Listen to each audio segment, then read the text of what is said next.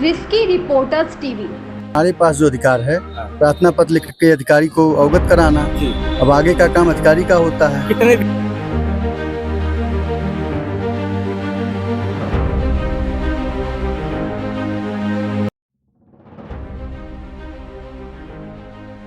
निपटने कहा जाते हैं सब लोग। अब हम लोग तो किसी तरह एडजस्ट कर लेते हैं, बच्चे तो खेत में चले जाते अरे महाराज, ऐसे कैसे एडजस्ट कर लेंगे? वो चीज कौन रोक पाता है? हैं। अब पैसा मंगाया गया था लेकिन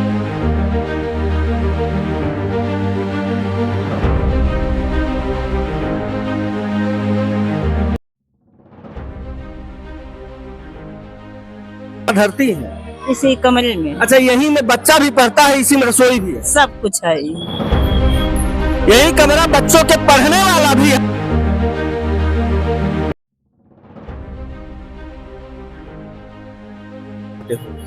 दो गांव अच्छा, हाँ कितना? हाँ चार गांव के लड़के हैं। अच्छा, 4 गांव का बच्चा यहाँ पर। चार 4 गांव के अंतिम व्यक्ति की किस्मत लिखता विद्यालय। नमस्कार, आंसू अनाज रिस्की रिपोर्टर वाला।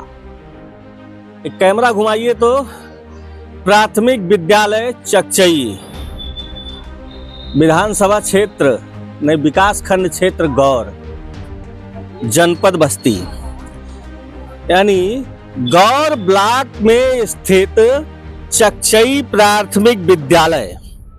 और इस प्राथमिक विद्यालय के चारों तरफ आप कैमरा घुमाकर और हमारे अधिकारियों को दिखाइए कि इस विद्यालय की दशा क्या है, दुर्दशा क्या है। इसके पहले वाले डीएम और उनसे पहले वाले डीएम साहब के कार्यकाल में ही लगभग समस्त प्राथमिक विद्यालयों का कायाकल्प हो गया और उत्तर प्रदेश के बेसिक शिक्षा महानिदेशक महोदय ने सबसे ज्यादा काम किया प्राथमिक विद्यालयों पर, क्योंकि यहाँ पढ़ने वाला बच्चा किसी अंबानी का बच्चा नहीं है, समाज के अंतिम व्यक्ति का बच्चा है। लेकिन इन अंतिम व्यक्ति के बच्चों की व्यवस्था बस्ती जिले के विकास खंड गौर के प्राथमिक विद्यालय चकचई का देख लीजिए। एक ही कमरे में, कई कमरों में आ जाइएगा, यहीं से दिखाइए। एक ही कमरे में 1 से लेके कक्षा 5 तक के बच्चे पढ़ रहे हैं। ये हमारे उत्तर प्रदेश के मुखिया योगी आदित्यनाथ की व्यवस्था है, जिन्हें उत्तर प्रदेश की जनता अपनी सारी शक्ति निहित करके लखनऊ तक भेजी है।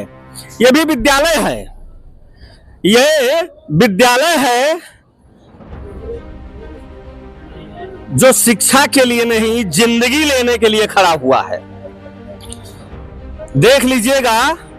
और बस्ती जिले के जिलाधिकारी महोदय, आप इसको आंख खोल कर देखिएगा कि आप ही के जिले में यह विद्यालय स्थित है और इस विद्यालय में अंबानी का बच्चा नहीं पढ़ता, गांव के राम खिलावन का बच्चा पढ़ता है। गुरुजी, आप यहीं पर पोस्ट है ना? क्या नाम हुआ गुरुजी? अरुण पांडे। तो गुरुजी बताइए कि यह क्लास में कौन कौन क्लास का बच्चा पढ़ रहा है? क्लास 1 से 5 तक। 1 से 5 तक का बच्चा एक ही कमरे में बैठकर, ये बताइए आज तक एकर कल्याण काहे नहीं हो पाया? अब हमारे पास जो अधिकार है प्रार्थना पत्र लिख के अधिकारी को अवगत कराना। अब आगे का काम अधिकारी का होता है। कितने दिनों से आप यहाँ हैं? हम तो 6 साल। 6 वर्षों में आपने कितनी बार प्रार्थना पत्र दिया? अरे बहुत बार प्रार्थना पत्र दिया है, बहुत बार स्वयं भी मिला है, काफी तो रखे हुए हैं प्रार्थना पत्र, रिसीविंग रखी हुई है। लेकिन अभी तक कुछ इसका हुआ नहीं। किसको किसको आपने दिया? डीएम, एसडीएम, बेसिक शिक्षा अधिकारी, हमने सबको दिया है। कलेक्टर साहब आपके यहाँ भी जा चुका है और यहाँ के तहसील के जो उप जिलाधिकारी महोदय है उन तक जा चुका है, बस्ती जिले के बेसिक शिक्षा अधिकारी तक जा चुका है, लेकिन यहाँ अभी तक कोई कल्याण इस विद्यालय का हो नहीं पाया। भैया आप यहीं गाँव के हैं? अच्छा, देखने आए थे का? अरे आइए आइए, यही गाँव के हैं? क्या नाम हुआ है? अमन शुक्ला।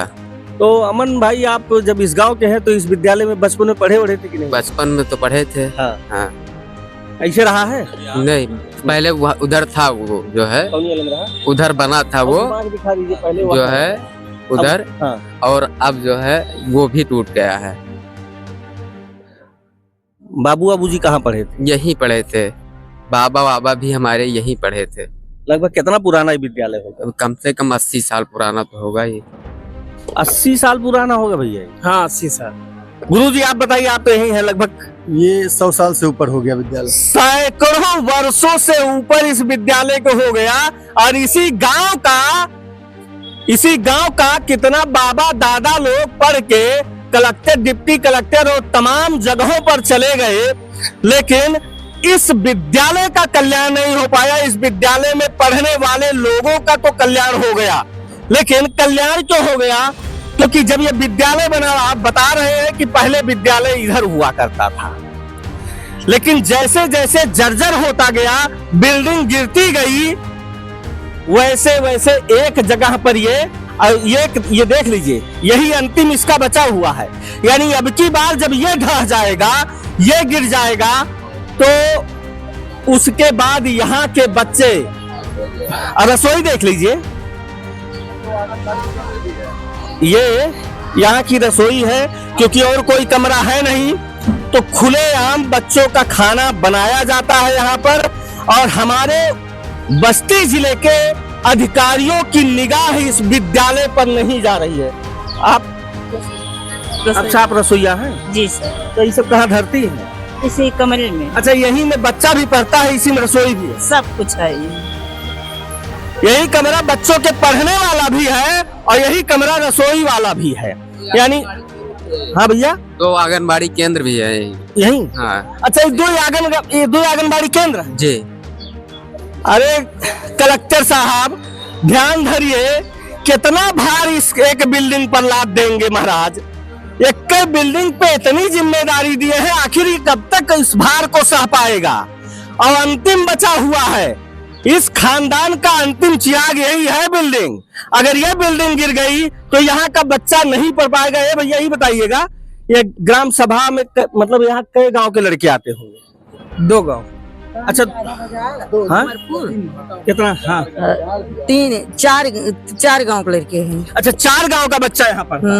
4 गांव के बच्चों की जिम्मेदारी, और वो बच्चे जिसके माँ बाप दिहाड़ी मजदूरी कर रहे हैं, किसानी कर रहे हैं, खेती कर रहे हैं, उनके बच्चों की जिम्मेदारी यह विद्यालय निभा रहा है। निपटने कहा जाते हैं सब लोग। अब हम लोग तो किसी तरह एडजस्ट कर लेते हैं, बच्चे तो खेत में चले जाते हैं। अरे महाराज, ऐसे कैसे एडजस्ट कर लेंगे? वो चीज कौन रोक पाता है? अब पैसा मंगाया गया था, लेकिन चूंकि इस गांव में बनने नहीं दिया गया इसको। हाँ। क्या नाम है आपका? ये गांव का है? जी, हमारा नाम विवेक शुक्ला है, हम इसी गांव से हैं। और इस पे हम लोग कई बार वीडियो सब सोशल मीडिया पे बना के डाल भी चुके हैं। ये आप सामने एक बिल्डिंग देख रहे होंगे, करीब ये 70-75 साल पुराना बिल्डिंग है, और यहाँ से करीब सैकड़ों मास्टर, कर्मचारी, अधिकारी सब बन के निकले हुए हैं, और उसके बावजूद किसी का ध्यान यहाँ नहीं जा रहा है। हम लोग कई बार इसका मुद्दा उठाए हैं। यहाँ पे देखिए, बगल में सरकारी नल है, वहाँ से जो भी पानी आता है दूषित आता है, जो भी बच्चे पियेंगे वो बीमारी। अच्छा, ये नल से पानी नहीं आता, बल्कि गंदगी आता है। गंदगी आता है। अगर किसी बच्चे को कहीं शौच के लिए जाना है तो वो स्थान खोजेगा कि कहाँ हमको छुप के शौच जाना है। मतलब जो मोदी जी, आप सोचिएगा कि आपने पूरे देश में हर घर शौचालय के लिए स्वच्छता अभियान योजना चलाया था। ये प्राथमिक विद्यालय आपके स्वच्छता अभियान के सीने पे चढ़कर झंडा गाड़ दिया है। और ये ऐसा एक विद्यालय है हमारे क्षेत्र का, जहाँ पे 2 आंगनबाड़ी केंद्र भी है। अच्छा, यही में दोनों है ना? इसी में सब कुछ चलना है, इसी में चुनाव होना है, इसी में बच्चों को रहना है, इसी में स्टाफ रहेगा, और कैसे बेचारे सब जूझ रहे हैं यही सब जाने। ये स्थिति है। अब ये सोचिए, पहला ऐसा विद्यालय था जो क्षेत्र में सर्वप्रथम यही विद्यालय सरकारी यहाँ पे बना था, और अब ये है कि यहाँ पे कोई पूछने वाला नहीं है। बच्चा आए तो बैठे कहाँ? ये 2 बिल्डिंग हैं, सब कुछ जर्जर हो चुकी हैं। इसका मेंटेनेंस के लिए, इसके शौच के लिए किसी का भी निगरान नहीं है यहाँ पे। और अरविंद केजरीवाल इसका वीडियो भी अपलोड कर चुके हैं कि ये पहला उत्तर प्रदेश का ऐसा विद्यालय किस स्थिति में बना हुआ है, लेकिन उसके बावजूद भी ना तो योगी सरकार ना तो मोदी सरकार कोई ध्यान नहीं दे रहा। कितना बड़ा दुर्भाग्य है कि दिल्ली का मुख्यमंत्री इस विद्यालय को देख लेता है, दिल्ली का मुख्यमंत्री इस विद्यालय के वीडियो को शेयर कर देता है, लेकिन उत्तर प्रदेश के मुखिया तक इसकी वीडियो नहीं जाती है। इसकी स्थिति नहीं जा पा रही। जी जी जी। अब बताइए कि समाज की गंदगी जो है, व्यवस्था जो है, वो सब कुछ शिक्षा से ही है। अगर शिक्षा रहेगा तो सब कुछ सही रहेगा। और हमारे यहाँ है कि अब देखिए कैसे विद्यालय पड़ा हुआ है, लेकिन किसी का भी ना कोई अधिकारी। कई बार हम लोग मतलब वीडियो बनाए, कई बार फोटो बनाए, कई बार अधिकारियों से मिले कि कैसे करके सही कर, क्योंकि हम लोग भी जुड़े हैं यही गाँव के बच्चों को देख रहे हैं। बेचारे वो घर के बच्चे जो जिनके घर पैसे का अभाव है, वो अपना बच्चा यहीं पे भेजते हैं, ना कि प्राइवेट स्कूलों में। अगर यही हमारा स्कूल नहीं मेंटेन रहेगा तो कैसे काम चलेगा। टीचर नियुक्त हैं, कर्मचारी नियुक्त हैं, सबको सैलरी बेस पे रखा गया है, सब कुछ सही है, बस विद्यालय नहीं है। इसका सब कुछ कहने का मतलब है कि आज भी 1947 वाला भारत अगर आपको देखना है तो इस विद्यालय पर आइए। झाड़ी के पीछे पैजामा नीचे नंबर 2 करने लगे लोटा लेकर आज भी लोग यहाँ जा रहा है। इस विद्यालय में पढ़ने वाला बच्चा और यहाँ पढ़ाने वाले शिक्षकों की मजबूरी है कि ये यहाँ से उस गंदे नल पर जहाँ से पानी नहीं गंदगी निकलती है, वहां से वो लोटा या डब्बा भरेंगे और किसी सिवान में निकल जाया करेंगे। और भारत सरकार की द्वारा चलाई जा रही योजना स्वच्छता अभियान के सीने पर चढ़ के वो भी एक झंडा गाड़ देंगे रहा है। उसके बाद भी हमारे अधिकारियों का निगाह इस पर नहीं जा रहा है। मैं उत्तर प्रदेश के बेसिक शिक्षा महानिदेशक का निगाह इधर घुमाना चाहता हूं।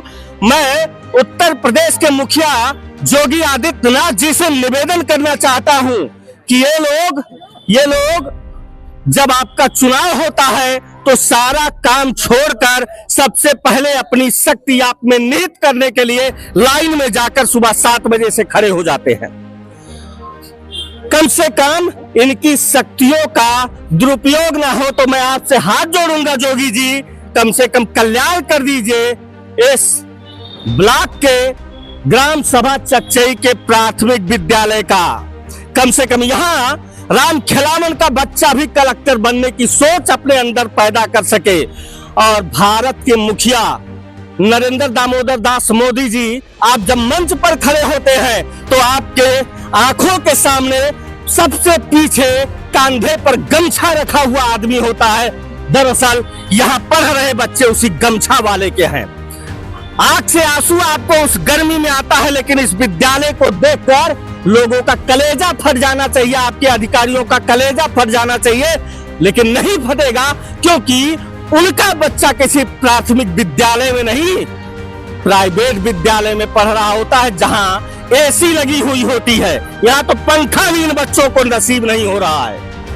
मैं बस्ती जिले के कलेक्टर साहब से हाथ जोड़कर निवेदन करूंगा कि एक बार आप यहाँ पर आइए, यहाँ की दशा देख कर जाइए और अपने अधिकारियों को आदेशित करके जाइए कि इस विद्यालय की स्थिति को बदलें, इस विद्यालय का भी कायाकल्प करें।